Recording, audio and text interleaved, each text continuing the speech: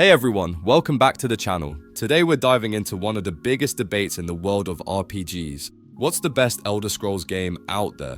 With the remake of the Elder Scrolls 4 Oblivion making waves thanks to its stunning new visuals and slick quality of life upgrades, some fans are ready to crown it the king of Tamriel. And honestly, it's hard to argue with that. Oblivion's world feels alive, its quests are iconic, and now with this fresh coat of paint, it's more immersive than ever. But let's not forget, every Elder Scrolls game brings something different to the table, from the massive open-world chaos of Skyrim to the hardcore dungeon crawling of Daggerfall.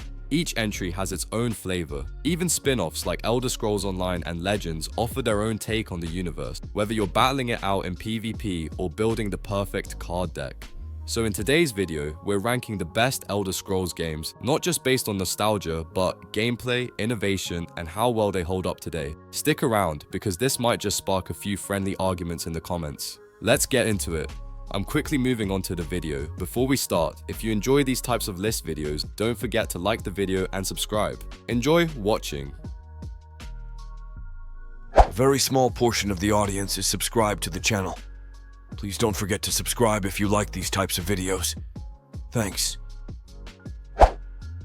An Elder Scrolls legend, Battlespire is one of those odd little gems in the franchise that not everyone talks about, but once you dive into it, it is pretty fascinating. It actually started out as downloadable content for the Elder Scrolls Arena, but somewhere along the way, the developers said, you know what, let's make it its own thing, and they did. What we got was a game that stands apart from the main series, stripped down in some ways, but bold in others. Now, if you go into Battlespire expecting a full-blown Elder Scrolls experience like big open worlds, towns to explore, shops to blow your gold in, you are going to be in for a surprise. Because gold, merchants, those are not here. This game drops all that in favor of a tighter, more dungeon crawly vibe. It is all about survival, puzzle solving, and combat in an almost claustrophobic magical academy that has gone horribly wrong. The usual freedom takes a back seat, and instead you are navigating handcrafted levels with a pretty intense atmosphere. One of the coolest things though, especially for its time, was the online multiplayer. Yeah, they actually included online play way back then. You could run through the story cooperatively or go head to head with other players using the same combat system from single player. It might not sound like a big deal now, but in the late 1990s, that was a wild concept, especially for a fantasy role-playing game like this. It kind of paved the way for the whole idea of Elder Scrolls going online, long before the Elder Scrolls Online even existed. Even though Battlespire is a much smaller game compared to giants like Morrowind or Skyrim, the developers clearly poured a lot of effort into its level design. Every area feels purposeful and handcrafted, almost like a twisted fantasy maze. It is a very different flavor from the more open-world Elder Scrolls games, but that is exactly what makes it so interesting. It might not be the best Elder Scrolls game out there, but it is definitely one of the most unique ones, and if you are a fan of the series, it is absolutely worth checking out, if only to see where some of the online ideas started to brew. You know, when people talk about the best Elder Scrolls games, titles like Skyrim, Oblivion, or even Morrowind are usually the first to pop up. But if you are looking for something a bit different, something you can play on the go, then the Elder Scrolls Legends deserves a serious mention. Sure, it is not your classic open-world dragon-slaying adventure, but it has its own kind of magic, especially for fans who love the lore. The Elder Scrolls Legends is a collectible card game that might remind you of Hearthstone, but with a uniquely Elder Scrolls flavor. From the moment you launch the game, the sound effects, music, and detailed backgrounds pull you into that familiar fantasy universe. It feels like you are sitting in a candlelit tavern, shuffling cards with a dark elf across the table. It is cozy, nostalgic, and surprisingly strategic. What really makes this game stand out is how deeply rooted it is in the Elder Scrolls lore. Every card feels like a tiny piece of Tamriel history. There are legendary characters from previous games, epic events turned into powerful card effects, and even factions and races you will recognize from your favorite provinces. If you have ever geeked out over the lore books in Skyrim or got caught up in the politics of Oblivion, this game will feel like a treasure trove. Now let's be honest, the Elder Scrolls Legends is not for everyone. If you are expecting a full-scale role-playing game, you might be disappointed. But if you are someone who enjoys strategy, a good bit of card dueling, and a whole lot of Elder Scrolls fan service, this is definitely worth your time. It is perfect for when you are waiting for your next big quest to load, or just want a taste of Tamriel in your pocket. You know, when we talk about the best Elder Scrolls games, people usually jump straight to Skyrim or Oblivion, maybe even Morrowind if they are feeling nostalgic. But there is this little gem that often gets overlooked, the Elder Scrolls Adventures Redguard. It is like the rebellious cousin of the series, doing its own thing without worrying about stats, leveling up, or choosing between sneaking or shouting dragons to death. Redguard strips away the traditional role-playing game mechanics we are used to in the series. No character creation, no spell lists, no attribute juggling. Instead, it hands you a single character, Cyrus the Redguard, and throws you into a swashbuckling adventure in Hammerfell. It is more of an action-adventure game than a full-on role-playing experience, but that is exactly what makes it special. It is tight, focused, and tells a story with way more cinematic flair than you might expect from a game released back in the late 1990s. What makes Cyrus such a compelling lead is that he already has a history, a personality, and a mission. You are not figuring out who you want to be, you are uncovering who he is. His journey through the island of Stros Mackay feels like a mix of Prince of Persia and Indiana Jones, full of sword fights, clever dialogue, pirate trouble, and even high-stakes riddles that could cost you your soul. It is all wrapped up in a third-person perspective that gives you a new way to see the Elder Scrolls universe, literally and figuratively. So no, Redguard might not have you slaying dragons or joining guilds, but it offers something that is just as rare in the world of video games. A well-written, well-paced standalone story in a universe that usually overwhelms you with options. Sometimes, taking away the freedom to do everything lets a game show you exactly what it is trying to say. And Redguard, it has a lot to say, even if it never got the spotlight it deserved. So, let's talk about the Elder Scrolls Arena. Yeah, the very first game that kicked off one of the most iconic fantasy franchises in video game history. A lot of people skip this one, usually because it is brutally difficult right from the start. The learning curve is steep, the mechanics are clunky by today's standards, and if you do not read the manual, or at least a guide, you are probably going to get lost in the first dungeon. But here is the thing, if you push through, there is something really charming about it. There is this retro fantasy vibe that just hits different. The pixelated graphics, those chunky old school dungeon textures, and the music all come together to create a kind of magic. It feels raw, but in a good way. What is really cool is how the game does not just stick to one region of Tamriel. You are actually traveling all across the continent. Each city and region is procedurally generated, so even though it can feel a bit empty at times, there is a weirdly satisfying sense of scale. And honestly, for a game that came out in 1994, Arena was way ahead of its time. It had one of the first truly open-world experiences in gaming, and it even featured a day and night cycle, something that was almost unheard of back then. You would leave a city in the morning, travel through the wilderness, and by the time you got to your destination, it would be nighttime. It added a layer of immersion that modern gamers might take for granted today. Sure, it is not as polished or story-rich as later Elder Scrolls titles like Morrowind or Skyrim, but Arena laid the foundation. It is the reason those games exist at all. If you can survive the infamous starting dungeon, seriously, it is like a rite of passage. You are officially in. You have entered the world of the Elder Scrolls in its purest, most nostalgic form. And honestly, that alone makes it one of the best Elder Scrolls games, even if just for the historical journey it takes you on. Let's talk about the Elder Scrolls 2 Daggerfall, because if we are ranking the best Elder Scrolls games, this one definitely deserves a spotlight. Now, I know the first game, Arena, laid the groundwork, but Daggerfall came in like, okay, cute start. Now let me show you what this series can really do. The jump in depth, mechanics, and freedom is honestly wild. It is like going from crawling to full-on sprinting in one game. One of the biggest things that makes Daggerfall stand out is how much it feels like an old-school tabletop role-playing game. You are not just picking a generic knight or mage, you can literally build your own class from the ground up. Want to be a spell-slinging thief who only works at night? Go for it. Prefer a noble warrior who is forbidden from using magic? You can do that too. The level of customization here is something that even later entries in the series do not fully replicate. Daggerfall also introduces some mechanics that would go on to define the entire franchise. For example, you level up by actually doing stuff. Want to get better at sneaking? Then sneak around, swing your sword to get stronger with it. That might sound basic now, but back in 1996, that was mind-blowing. Oh, and the mouse look? Finally being able to look around freely? That was a game changer, especially coming from the tanky, grid-based movement in Arena. And then there is the world itself. Unlike Arena's sprawling, random-feeling map, Daggerfall focuses on a specific region between High Rock and Hammerfell, and packs it with so much detail. politics, factions, guilds, even haunted houses and werewolves. It felt alive in a way that no game at the time could really match. It was ambitious, clunky in places, sure, but incredibly ahead of its time. Daggerfall is the moment where the Elder Scrolls series stopped being just another fantasy RPG and started becoming something legendary.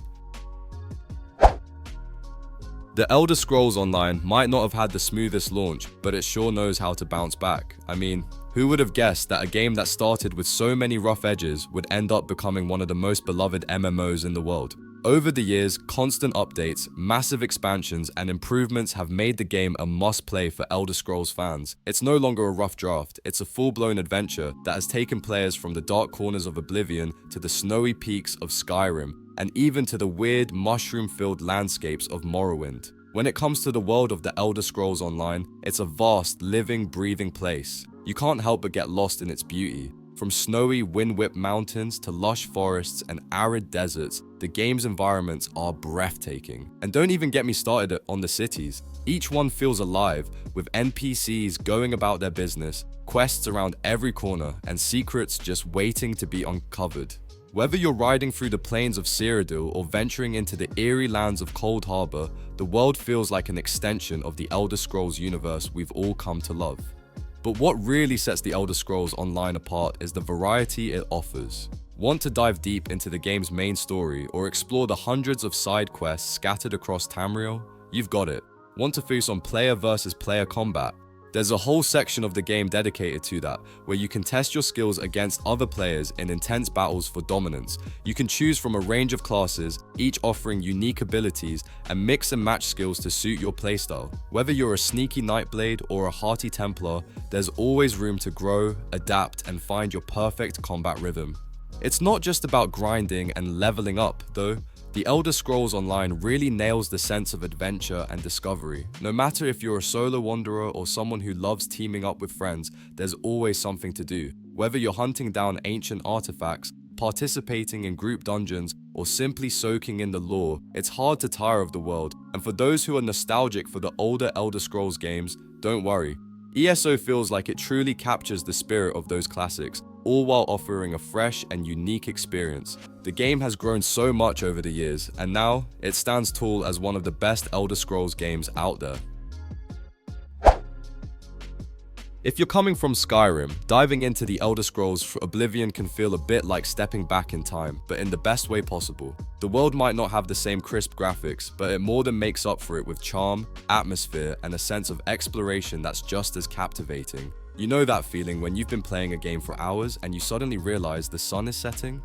That's Oblivion. It's immersive, and despite a few years under its belt, it still knows how to keep you hooked. One of the first things you'll notice about Oblivion is how colorful and vibrant the world is. It has this unique, almost storybook quality to it, which makes you want to grab a sword and head straight to a Renaissance fair afterward. And let's not forget the music. It's that kind of epic soundtrack that will have you feeling like you're on a grand adventure from the very first moment you step out of the jail and meet Uriel Septim. The world just feels alive, and every corner seems like it's hiding a new quest or secret waiting to be uncovered.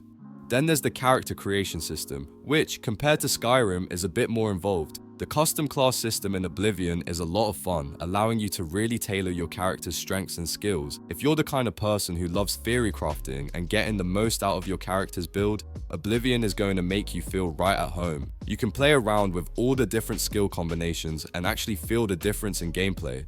It's a bit deeper than just picking a class, and it adds a layer of personal connection to your character that's hard to beat. Of course, one thing that Oblivion doesn't have, and is a bit of a bummer, is the ability to explore Oblivion itself, the realm of the Daedric princes. The Oblivion Gates are a major part of the story, and while they offer some intense moments, there's something kind of disappointing about not being able to truly wander around in that twisted dimension. Still, the game does an excellent job of making up for that with its own brand of adventure. You might not get to fully explore the plains of Oblivion, but there's more than enough in the game world to keep you busy, whether you're helping out the Fighters Guild, doing some sneaky work for the Thieves Guild, or getting involved in the main quest. Skyrim might be getting remastered more times than we can count, but it's not hard to see why. The game is simply that good. Sure, it may feel like it's getting shoved down our throats with all the ports, special editions, and re-releases, but every time you jump back in, you remember just how incredible it is. The sense of progression when leveling up is one of the best in any game. The more you use a skill, the better you get at it. It's an organic system that doesn't just feel like grinding, but rather like you're actually improving. And let's not forget the sheer amount of mods available that make each playthrough feel fresh again. If you're looking for something new, there's always a mod that has your back. One of the most iconic features of Skyrim is of course the dragon shouts. The first time you yell at a dragon and see it get blown back by your Thuum, you know you're hooked. It's one of those mechanics that is so uniquely Skyrim that it's hard to imagine any future Elder Scrolls game without it. The way the shouts can turn the tide of battle or just add that extra layer of epicness to an already amazing experience makes them unforgettable. And as you progress, you get to unlock even more powerful shouts, making you feel like a true Dragonborn. It's the kind of power fantasy that just doesn't get old. With the special edition, Skyrim even managed to up the ante by adding new features like fishing. Now, I know what you're thinking, fishing in Skyrim? But honestly, it's one of those little additions that adds so much charm and relaxation to the game. After battling dragons and completing epic quests, sometimes it's nice to just sit by a lake and fish for a bit. It's a small feature, but it really does add to the world building, giving you moments to breathe and enjoy the quieter side of Skyrim. And that's the beauty of the game, there's always something new to discover. Despite all the remasters, despite the countless versions, Skyrim never loses its magic. Each time a new edition drops, it's like revisiting an old friend. Whether you're exploring the vast world of Tamriel, chasing down dragons, or simply fishing by a river, Skyrim continues to captivate us. The amount of depth and freedom it offers is what makes it stand out as one of the best games in the Elder Scrolls series, and maybe even the best game ever.